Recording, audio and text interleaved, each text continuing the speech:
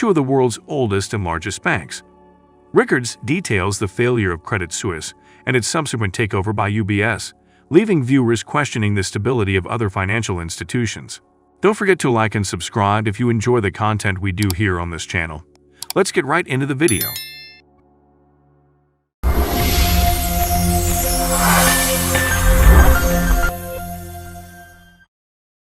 Everyone's asking Janet Yellen, it's like, wait a second, what just happened? You guaranteed every deposit in the banking system. And she's like, well, no, not really. It's only if you're systemically important. And you're like, okay, could you please define systemically important so we can tell? Because we're getting our money out of all the banks that are not. And the truth is you can't, because the system is so densely interconnected. And this is why they say financial contagion. I mean, it's a metaphor, but actually the mathematics of a viral spread, we just went through a pandemic, but this has been true, for as long as it's been studied.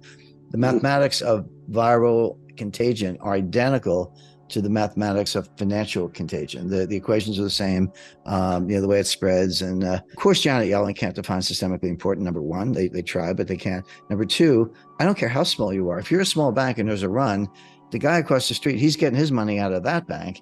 And again, it's like COVID. It's like it just keeps going until the system collapses, which means by definition, just by the dynamics, there's no such thing as a bank that's not systemically important, because they're all connected. Even the little banks are borrowing from the big banks, et cetera. So Janet Yellen hemmed and hawed and didn't have a good answer. She never does. She's not that bright. And so there we are. So the Fed has guaranteed every bond at par value, even if you're worth 20% less. And the FDIC has guaranteed every deposit. And Janet Yellen can't give you a good definition of what's covered and what isn't. Okay. Now a week goes by. What's on tap for the next weekend? Again, Friday night press release, shotgun wedding, Credit Suisse and UBS.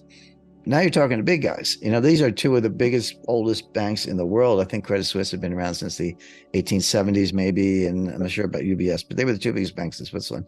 So Credit Suisse fails, and they get taken over by UBS. Okay. And now everyone's like, oh, what's next? Who's next? And there's a list. I'll go through it in a minute. What factors come into play? How can I think about whether a bank is likely to fail or not, regardless of whether they're getting bailed out? And there are two metrics that are really good. One is look at the ratio of uninsured deposits to total deposits. If that number is more than 30%, you're a sitting duck. And in Silicon Valley's case, it was 97%. They were 97% uninsured. So a little local bank that's got, I'll say 30% uninsured and 70% insured, they're very unlikely to have a bank run. Most of those customers are like, hey, I'm covered, I'm good, I got 100,000 in the bank, all good. But when you're up the, north of 30, certainly north of 50, 70, 80, 90, you're an accident waiting to happen.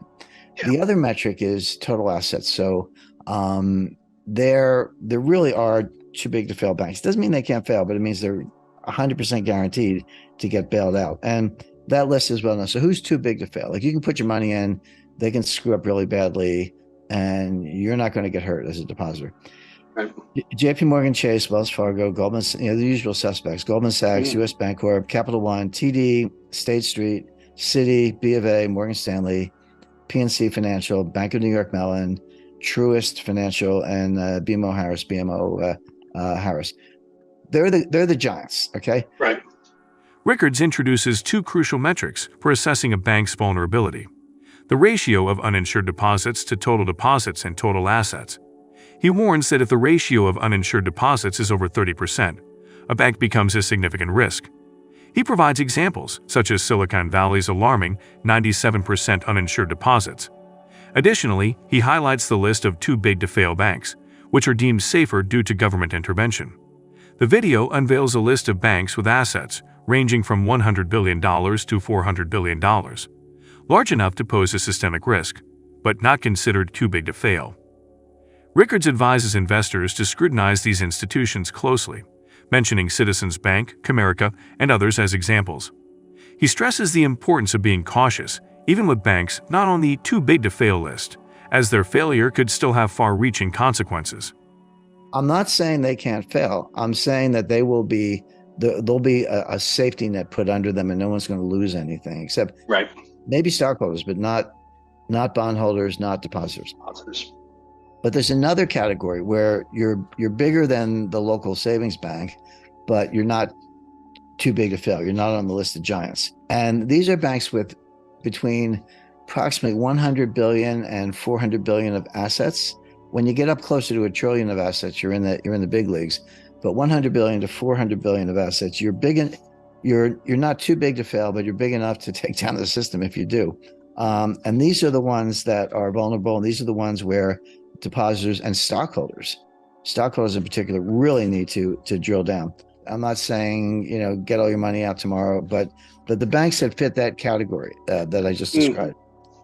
Citizens Bank, Manufacturers and Traders, Comerica, Webster, East West Bank, First Citizens Bank, City National Bank, not Citibank, but City National, First Horizon, Western Alliance, Valley National, Synovus, Frost Bank, Pinnacle Bank, Cadence Bank, BOK Financial, and South State Bank.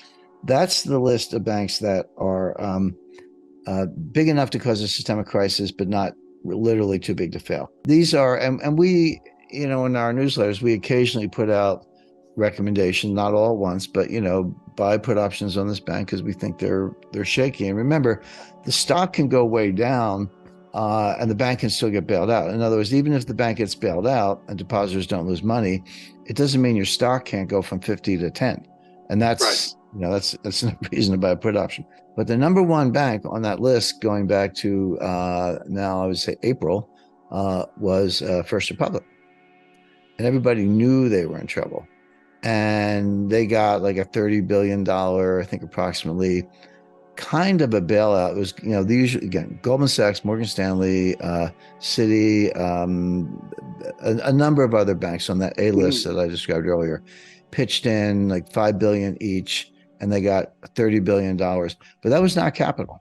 That was a loan. So they had liquidity.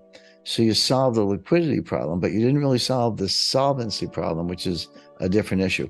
But everyone knew that was temporary because they had to pay it back, and how were they going to do it? And all they were really doing, they were propping up the bank long enough so the FDIC could find a buyer. It was JP, wasn't it? Yeah, sorry, JP Morgan. You're right. When JP Morgan wanted, they got a sweet deal because they wanted the asset management business. They didn't care about the depositors. Totally. They wanted the asset management business, which is off balance sheet and recurring. Stock market will give you a 20 multiple on that. And they had to take some loans that might suffer losses, but the FDIC guaranteed the loans. So the downside was protected by the FDIC. The upside is all in Jamie Dimon's, purse. And there you go. Rickards draws from his extensive financial history, citing the 1997 to 1998 Asian and Russian financial crisis and the LTCM crisis. He explains that the crisis did not happen overnight, but had roots in events that unfolded months or even years prior. Drawing parallels to the present, Rickards argues that the recent banking crisis may have started well before the public became aware. Contrary to the mainstream narrative that the banking crisis is over, Rickards contends that the problems persist.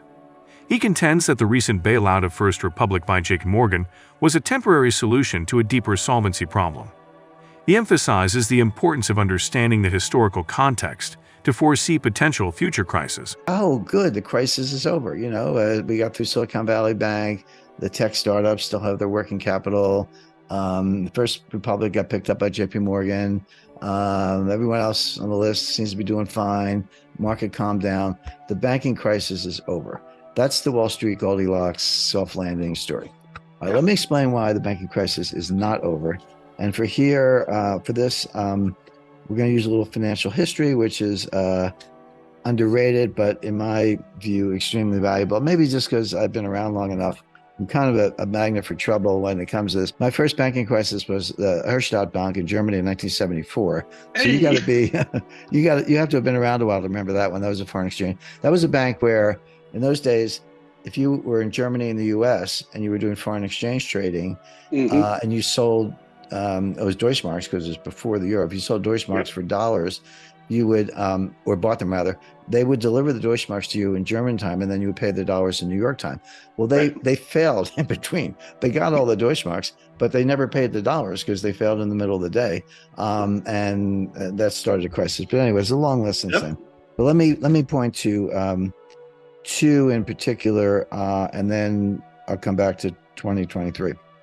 Mhm. So the first one I had some at a front row seat, 1997, 1998, the Asia-Russia LTCM financial crisis. Now, what people don't realize, people remember, September 1998, LTCM's about to go under $1.3 trillion in derivatives. That's back when a trillion was real money. But it wasn't, the Fed had no interest in bailing out a hedge fund. I was there. I was their lawyer. We didn't expect a bailout. We're like, why would the Fed bail out us? I mean, it was mostly our money, by the way, so that's why we weren't lynched. But why would the Fed do that? Well, the answer was it wasn't about us. It was about the 19 banks that were going to fail if we fail, because they're dealers. So if they sell us, $1.3 trillion of derivatives, which they did, they buy them from the other side.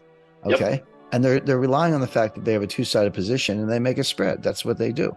Well, if one side of the trade goes away, all of a sudden they're net short, they're naked on the other side, and they got to go out and sell stocks like it was $15 billion worth of stocks to cover the fact that they were long that much on their side of the swap. Well, I can tell you what $15 billion of fire sales stocks will do to the stock market. They would have closed the New York Stock Exchange and a lot else beside. So technically they were bailing us out. We got $4 billion in cash. Put the fire out, brought it in for, foamed the runways, brought it in for a soft landing. But they were really bailing out Wall Street. And we lost the money. Wall Street put in the $4 billion, but then Wall Street owned it. And they got all their money back a year later. But they put out the fire. But here's my point. That didn't start in September 1998. That started in June 1997 in Thailand. When Thailand had a run on the bank, dollars were leaving the country. They had pegged the Thai baht to the dollar. And people panicked. They said, because money had been going in for resorts and casinos and who knows what else. And everybody wanted their money back, taking the dollars out. The Central Bank of Thailand could not maintain the peg. They imposed capital controls, said no more dollars, and we're going to devalue the baht, which meant for a U.S. investor, all your money was worth a lot less.